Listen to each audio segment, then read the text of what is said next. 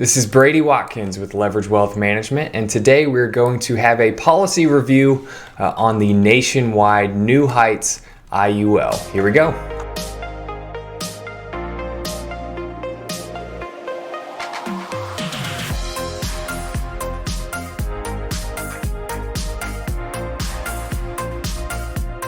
Welcome back to the Cash Value Life Insurance Reviews YouTube channel. Today we are going through the Nationwide New Heights IUL product. We're going to review the provisions inside of the product that will inevitably tell us if this is a good product to use or not based on your goals. So without further ado, I'm going to go ahead and share my screen and we'll go through this one step at a time.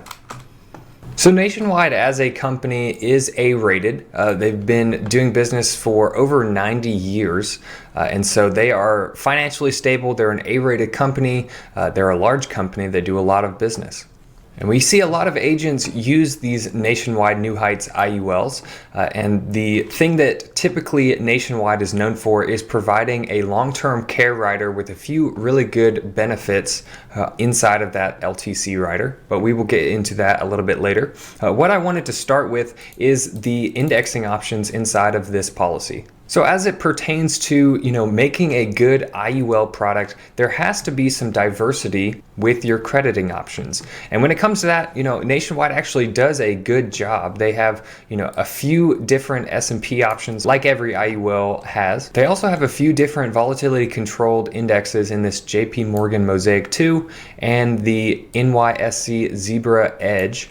Both of them are going to be volatility controlled to actually get you a more consistent credit and having less zeros long term. So they're supplying 8 different options, which is above average on these IUL products. So in terms of diversity, they do a good job. The only thing that we think is missing from these indexing options are guaranteed extra bonuses or multipliers, and we don't see that on any of their options. And so that kind of shows us that this policy and product is not trying to generate the most income or cash growth.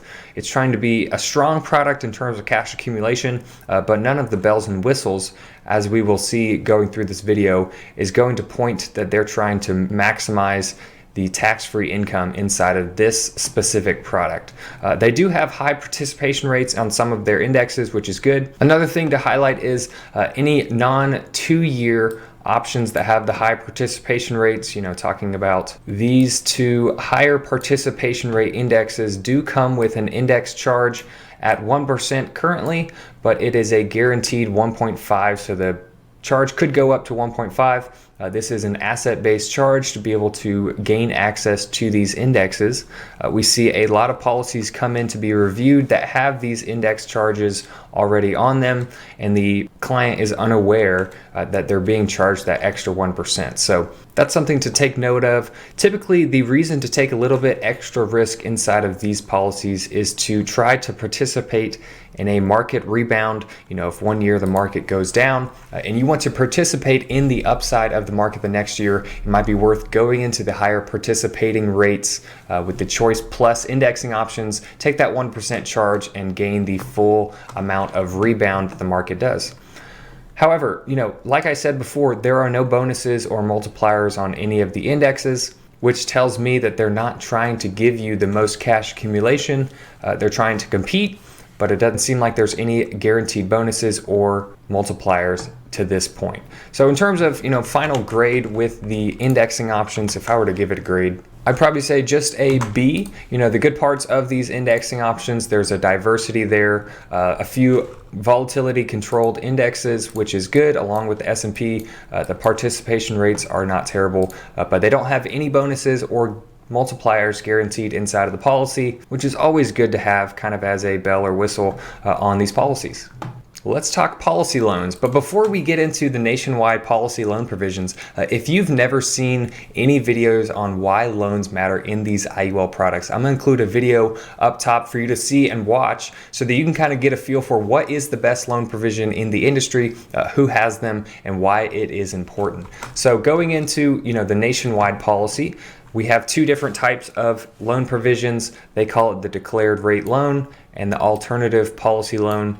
Going to this first one, we call this something like a wash loan. These dollars are coming out of your chosen indexes and into a account that is going to credit 3%, which is only guaranteed to 1%, and it will also be charged in the first 10 years. 3.9% guaranteed at that 3.9, and then thereafter it will be charged 3%, which is also guaranteed at that 3.9. We basically call this a wash loan, to where your dollars that you're loaning out are going to be credited and charged around the same amount. And by using these types of loans, whether that's a fixed loan or a wash loan, whatever you'd like to call it, your dollars are losing their interest earning power by being taken out of the indexes. That is an option on most products. You are taking less risk if you're assuming these types of loans. So going into the second policy loan provision, what they call an alternative policy loan, we will call a variable participating loan, which means the money that you are going to borrow remains in the allocated selected interest crediting strategies, meaning that the dollars that you loan out are going to fully participate in the indexes that you choose. In other words, they are keeping the interest earning power of the dollars inside of your policy, and therefore you can take advantage of positive arbitrage, meaning if your indexes perform over what you're being charged, you're gaining credit on the dollars that you're loaning out. However, this is a variable loan provision, meaning it's currently being charged at 5%, but the guaranteed maximum is 8%. And so as these interest rates that we are in ebb and flow, given that we are in a low interest rate environment, when that changes, you could be going up to an 8% charge on your dollars. And for that reason, we don't like these variable loan provisions if they have a cap of a high watermark of somewhere around 8%. That's a very high loan charge, especially when you start comparing to alternative products. And so for that reason, if I had to give this a grade, I would say this is probably a C+. The only reason it's even that high is the fact that the variable loan provisions are actually participating inside of the indexes of your choosing. So the next part of this New Heights IUL product that I want to cover are their riders, and it's pretty easy to see what they're trying to achieve with this policy by the riders that they allow you to put on the policy. And the biggest thing here is their long-term care rider.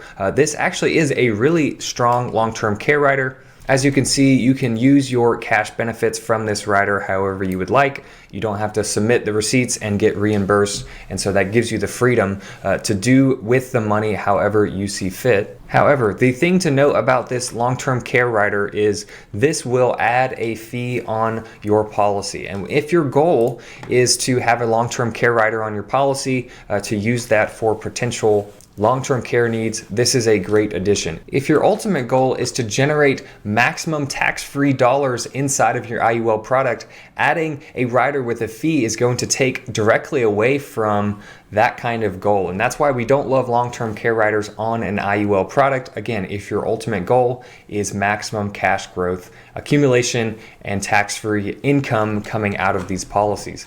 And so there are no riders to boost your cash accumulation. However, they have a long-term care rider that does come with a fee, so that'll be taking away from your cash accumulation every single year. They also have these living benefit riders, all three of them. That is a really big plus on the product. These do not come with a fee, so if you need to use them, you may. They're there for you. If you don't need to use them, they will not be costing you anything inside of the policy. So in terms of giving this a grade, it really depends on what your goal is. If your goal is more coverage and long-term care, these riders will really help you in the long run. If your goal is maximum cash growth and accumulation, there's nothing really here that will help you in that regard. However, the living benefit riders with no extra charge is a great addition, and so for that I will give a B+ to these policy riders. So getting into the policy ledger, we're using a asset reposition strategy to put $1 million into an IUL policy as efficient as possible, which would be a 7-year payment plan using a minimum death benefit design in order to maximize your cash growth and income later in life. And so as you can see, if there was a long-term care rider on this policy, you would see an extra column on this side to reflect the long-term care amount. but there is no policy there. So we're using a 6% illustrated rate and going down into, around retirement age. Let's just use age 18. You're generating $137,000 tax-free with no market risk.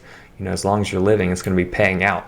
And at that high point, you're at almost $2 million in cash. And going back to why good policy loan provisions are important on an IUL product, the fact that this is generating $137,000 is being based on that 5% current loan provision, making this an extra variable inside of your policy.